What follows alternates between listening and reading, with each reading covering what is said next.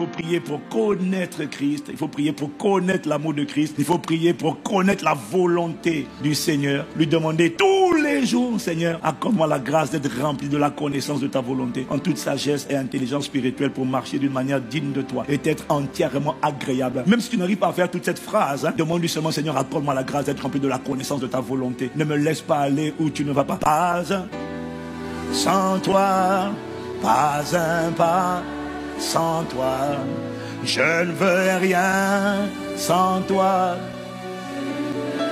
Ne me laisse pas aller où tu ne vas pas. Ne me laisse pas prendre des chemins que tu ne prends pas. Seigneur, qu'est-ce que tu veux enfanter à travers ma vie? Qui veux-tu toucher à travers mes mains? Où veux-tu aller à travers mes pieds? Ne me laisse pas aller où tu ne vas pas. Que veux-tu faire à travers ma vie? Que veux-tu faire de ma vie? Au niveau individuel. Et Seigneur, dans quelle dynamique corporative est-ce que tu veux que je sois engagé? Parce que tu comprends, tu es un membre d'un corps quand tu es né de nouveau. Tu n'es pas un corps, tu es un membre d'un corps. Donc, il y a des choses qui concernent ta vie, mais tu dois aussi demander au Seigneur, à quoi est-ce que tu veux que je participe? Parce que tu dois participer à une œuvre corporative divine. C'est-à-dire, tu dois contribuer à faire avancer le royaume en faisant avancer ton église. Mais tu dois demander au Seigneur, quelle est ma place dans mon église? Où tu veux que je sois? Quelle est ma position? Au fait, Seigneur, quelle est ta volonté dans mes relations? Ne me laisse pas marcher avec des gens que tu n'as pas approuvés. Accomplis, remplis-moi de la connaissance de ta volonté. Fais-moi discerner ta volonté au niveau de mes relations. Délivre-moi de personnes qu'on appelle des lots, c'est-à-dire des voiles. Quand ils viennent dans ta vie, soudainement, tu ne vois plus rien. Tu n'entends plus Dieu. Délivre-moi des Jonas. Quand ils viennent dans ta vie, soudainement, le malheur est rentré dans ta vie. Seigneur, expose les mauvaises personnes. Montre-moi les connexions de ma destinée. Montre-moi les bonnes fréquentations. Tu as dit dans ta parole, les mauvaises compagnies corrompent les bonnes mœurs. Je t'en supplie,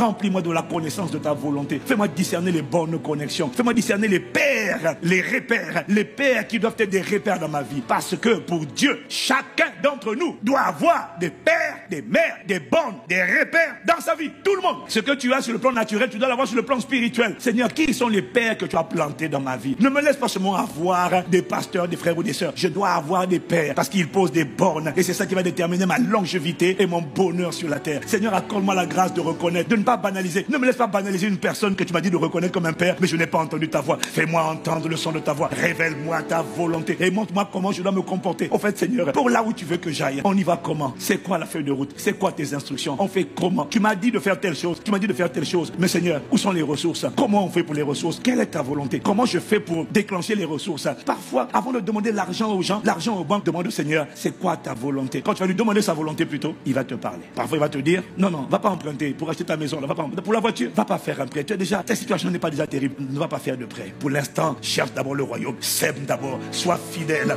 Non, écoute-moi, parce que beaucoup là, pour les études, ah oui, mais j'ai pas d'argent, les parents n'ont pas d'argent, je dois faire un prêt. Non, non, non, non, demande au Seigneur, Seigneur, je veux faire telle école, telle étude, ça coûte 10 000 € par mois. Seigneur, comment tu veux que l'école soit financée? Je n'ai pas envie de prendre un prêt. Mais alors, comment je fais, Seigneur? Il va te dire, ma fille, pour avoir le prêt, c'est simple. Pour avoir les sous, c'est simple. 1. Sois fidèle, sois loyal, sers. La bienfaisante sera rassasiée, l'arroseur sera arrosé. J'ai découvert, par la grâce de Dieu, que quand tu es quelqu'un qui sert, quand tu es quelqu'un qui aime, quand tu es quelqu'un qui est disponible pour les autres seront toujours disponibles pour toi.